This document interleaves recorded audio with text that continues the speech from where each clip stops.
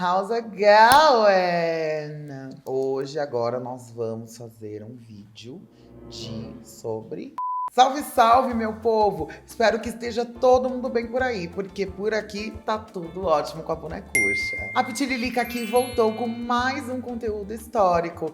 Bielo também é cultura, tá, meu amor? Como vocês viram no título, hoje eu vou falar um pouco sobre a Semana de Arte Moderna de 1922 e como ela influenciou no cenário cultural do nosso Brasil brasileiro. Mas nem tudo é um mar de rosas, viu? Então já fica aí, porque depois da vinheta a gente tem muito o que conversar. Então roda a vinheta!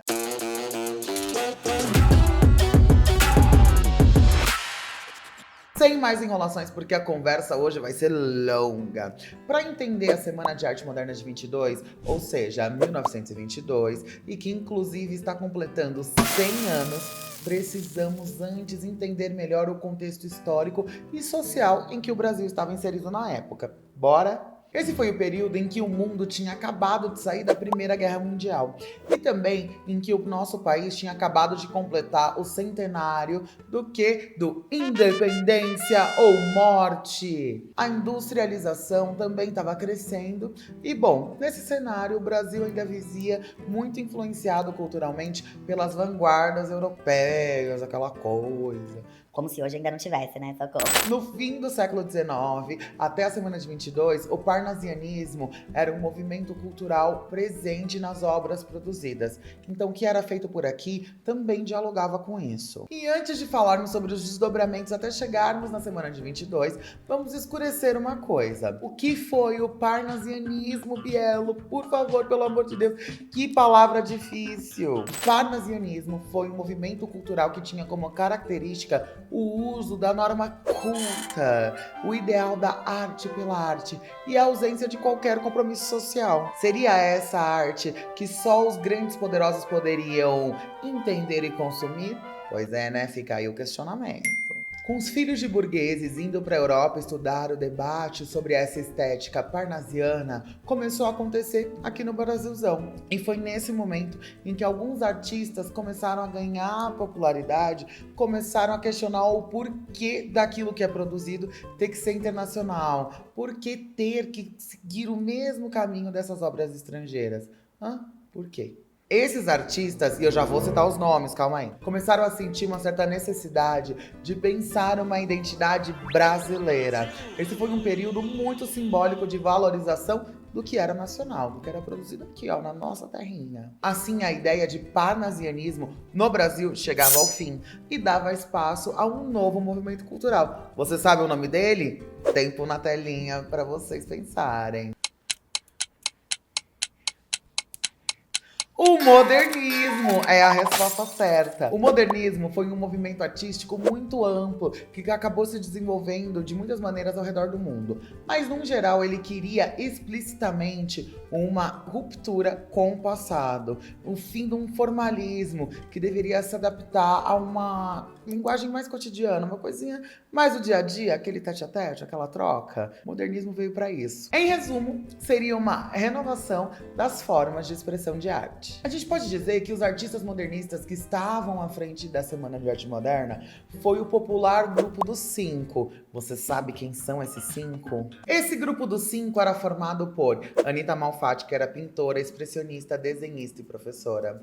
Mário de Andrade, que era poeta, prosador, musicista e historiador. Aliás, o Mário foi um dos principais nomes do modernismo no Brasil. Também tinha nesse grupo Oswald de Andrade, que era escritor e dramaturgo, que também seguia a estética modernista em suas obras. E tinha também ela, quem? Tarsila do Amaral, pintora e escultora que, junto com Oswald, foi a cabeça do movimento da antropofagia. E, por fim, Menotti Del Picchia, que era jornalista político, pintor e também era modernista crítico, uma das vertentes do modernismo. Outros nomes, como Vitor Brecheret, Heitor Villa-Lobos, Ronald de Carvalho, de Cavalcante, Graça Aranha, Plínio Salgado, também estiveram presentes. E assim nasceu a Semana de Arte Moderna, que aconteceu entre os dias 11 e 18 de fevereiro de 1922, na cidade de São Paulo, mais especificamente no luxuoso Teatro Municipal de São Paulo.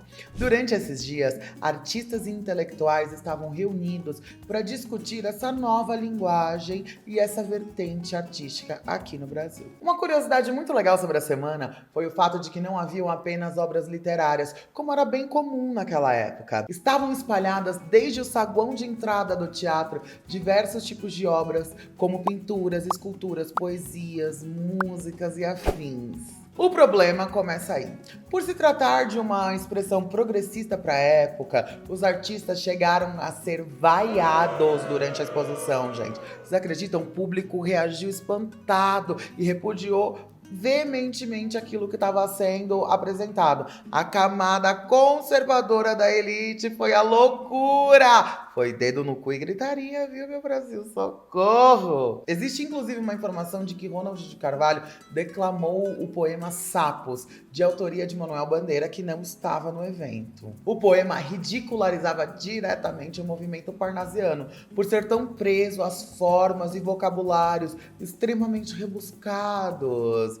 É a afronta que você quer, arroba. 2 aninhos depois desse evento que marcou essa mudança artística, Oswald de Andrade publicou um manifesto chamado Pau Brasil. Esse manifesto expressava o desejo de Oswald de que o Brasil virasse uma cultura de exportação, assim como já tinha sido a árvore. Isso soa estranho só pra mim?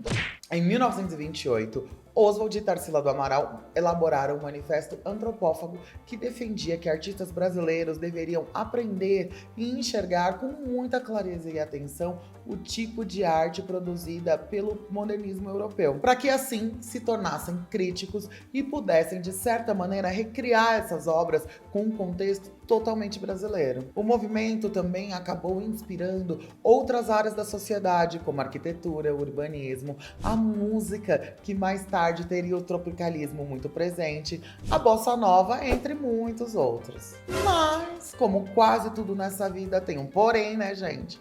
O movimento modernismo não foi um mar de rosas. Apesar de, para os moldes da época, a Semana de Arte Moderna ter sido um marcador de mudanças, uma reconstrução da noção de arte, o movimento não foi por si só uma ruptura real de alguns outros padrões, como, por exemplo, artistas negros ainda não eram reconhecidos naquela época. E não existe essa história de talvez não tivesse alguém tão talentoso, porque nós sempre estamos presentes em todas as áreas e sempre estivemos. Fala sério, né? Dos nomes que eu citei anteriormente, nenhuma dessas pessoas eram pretas. O que esperar de uma sociedade que tinha acabado de deixar o sistema escravista, né? E mesmo tendo influenciado outros movimentos como a bossa nova e o tropicalismo, que têm como nomes principais pessoas pretas, isso não minimiza o fato de que não tinha presença de nenhum artista preto, né? Em uma entrevista para Vogue Gente, o professor de História Literária da Unicamp, Carlos Berriel, disse: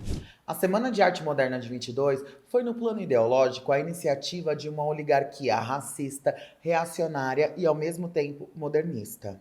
No seu entendimento, essa semana só serviu para os interesses da elite cafeicultora, né? Há um projeto de hegemonia paulista. E aqui vale lembrar que a Semana de Arte Moderna de 22 aconteceu no período da política do café com leite. Vocês lembram da escola disso, gente? Eu mesma quase esqueci, socorro. Aquele acordo firmado entre Minas Gerais e São Paulo, que escolhiam os presidentes do Brasil apenas entre os políticos dos 2 estados. Gente, vocês lembram disso? Socorro. Assim, né? Da história, né? Além disso, será mesmo que a Semana de Arte Moderna foi tão popular como se dizia ser? A mesma matéria que eu acabei de citar também levantou uma questão bem interessante. O movimento antropofágico se tratava de uma devoração das influências estrangeiras, que depois seria vomitada pelos artistas brasileiros como uma cultura de essencialmente brasileira. E o que seria essencialmente brasileiro, além desse povo preto e indígena, por exemplo, que já não fazia parte das pessoas que tinham acesso à arte? Aliás, né, vamos combinar, que até hoje não faz, mesmo sendo mais acessível, né? E pensem aqui comigo, quem hoje em dia frequenta o Teatro Municipal de São Paulo. Agora tenta imaginar quem eram as pessoas que frequentavam isso há 100 anos atrás, gente. Difícil. Joguei a bomba, ó. Saí correndo. Inclusive, deixa eu falar uma coisa aqui pra vocês. Falando em ocupação do Teatro Municipal, lá em 2019, o Emicida fez a gravação de um DVD maravilhoso, perfeito, incrível, uma obra de arte. E vamos combinar, tinha muita gente ali que nunca tinha pisado e nem quiçá e se imaginava pisando dentro do Teatro Municipal, né? Eu aposto que o próprio Emicida era uma dessas pessoas e ele levou a música dele até lá. O Projeto Amarelo é um projeto que foi incrível e que mostra que a gente deve estar ocupando cada um desses lugares, e isso sim é revolução, isso sim é o verdadeiro modernismo do que a gente precisa fazer hoje. O que será que a gente tem e pode fazer que está ao nosso alcance nesse ano de 2022? 100 anos depois, o que a gente pode fazer para transformar dentro da arte e dentro da nossa sociedade? Tenho certeza que muita coisa. Eu tô fazendo a minha parte aqui com esse vídeo. E você? Você também pode fazer alguma coisa. Mas eu quero saber o que você aí do outro lado pensa sobre esse assunto. A Semana de Arte Moderna foi ou não foi elitista? Bom, a minha resposta vocês já sabem, mas eu quero saber a de vocês aqui nos comentários. No mais, continuem me acompanhando por aqui e nas outras redes sociais que vão estar aqui embaixo. Vamos democratizar essa arte, hein, meu povo? Socorro! Beijo, beijo, que semana que vem eu estou de volta.